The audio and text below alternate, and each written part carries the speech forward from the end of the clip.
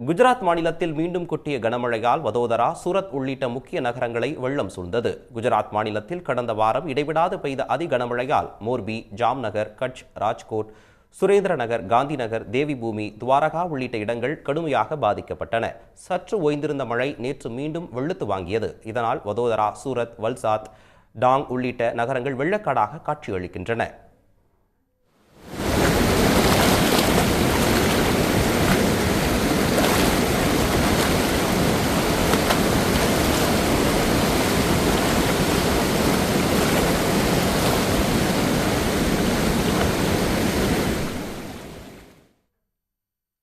வதோதராவில் பெரும்பாலான வீடுகளை வெள்ளம் சூழ்ந்துள்ளது. இதனால் வீடுகளை விட்டு வெளியேற முடியாமல் மக்கள் சிரமப்பட்டு வருகின்றனர்.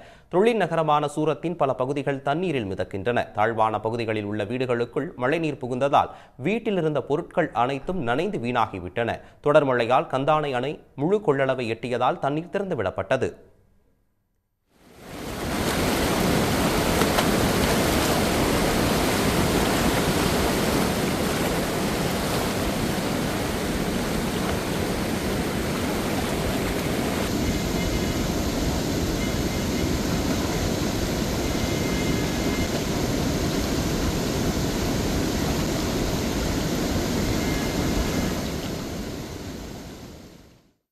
வினாடிக்கு 1,00,000 கன அடி தண்ணீர் வெளியேற்றப்படுவதால் கரையோரத்தில் உள்ள 128 கிராமங்களுக்கு வெள்ள அபாய எச்சரிக்கை விடப்பட்டுள்ளது.